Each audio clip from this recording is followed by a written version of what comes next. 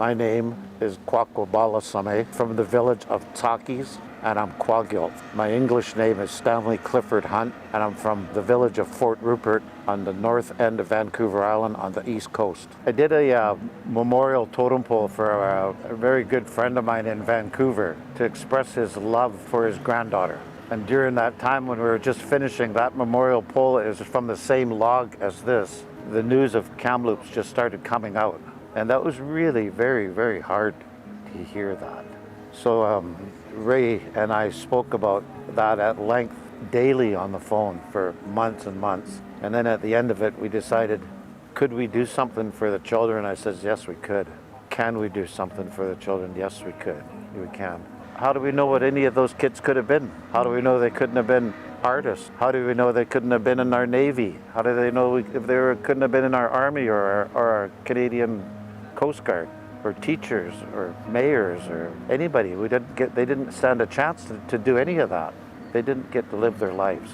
So we're here to be a voice for those children, and to let the world know that this happened, and to let the world know that it's a true story. This isn't made up, it's a fact.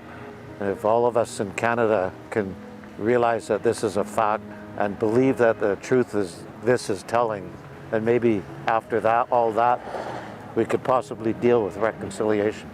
It just opens your eyes to, wow, this story is getting out there, it's going to be told.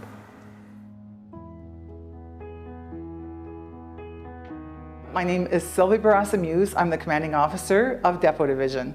And here with this monument, we have a beautiful opportunity to have a learning experience about truth and reconciliation. These are hard topics to talk about. Certainly Depot Division, we're a land where Louis Riel was hung here. Those are difficult conversations, but those are the conversations that we need to have, not bury them, but we need to have them right from the start.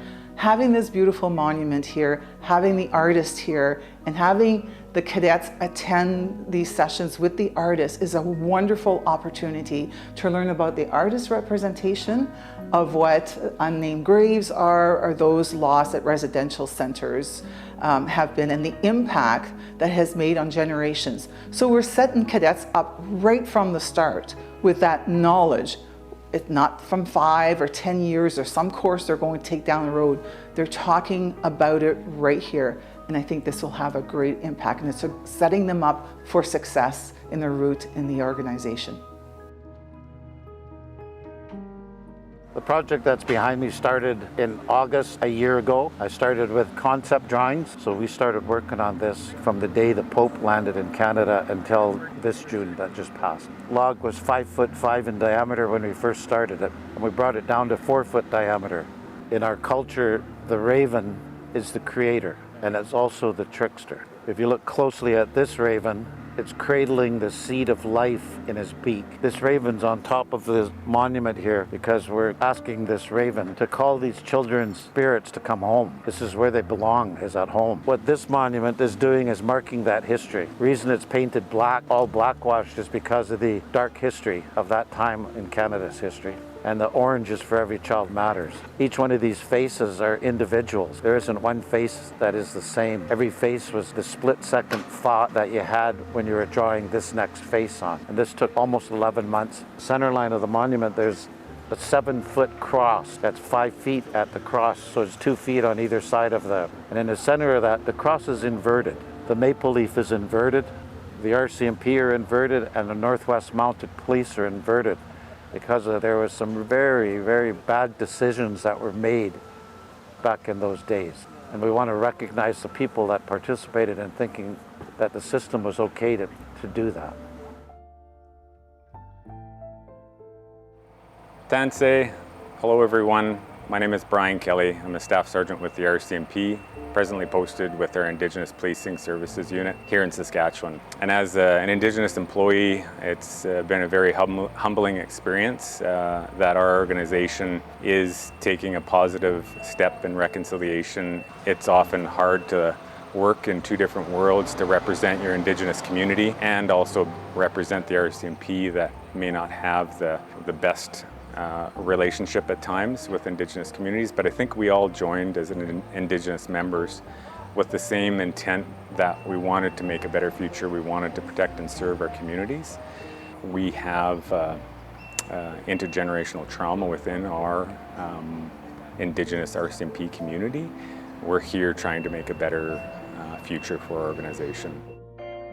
See this, while we've been traveling from Fort Rupert down to Victoria, we were escorted by the RCMP all the way. The Canadian Coast Guard has helped us by moving it with their big, beautiful truck from Port Hardy down to Victoria. And then they escorted us with a big hovercraft, came and they put it on the hovercraft. And all of us were on the boat, all our family was on boat, we were all dressed in regalia. It was a beautiful scene. People that have never talked about what happened for them when they were in residential school came and they wanted to hold it and touch it. The first time in their lives they spoke their story. And that's happened over and over and over and over while we've been traveling with this. I'm Assistant Commissioner Rhonda Blackmore. I'm the Commanding Officer of the RCMP in Saskatchewan. We are incredibly privileged to have the monument here on the Saskatchewan RCMP grounds. This is very powerful for myself and for our RCMP members to have this monument here. We talk a lot about reconciliation, and part of reconciliation is the acknowledgement of the past. We can't move forward to the future if we don't acknowledge the past, and that's what the monument helps us to do. It helps spark conversations about the past, and it acknowledges it. But if you read about the master carver's interpretation and how the raven at the head of the monument, how the raven is looking down and looking towards that brighter future, to righting the wrongs from the past, it also speaks to the future, and that to me is incredibly powerful. Changed my life, the way I think about things.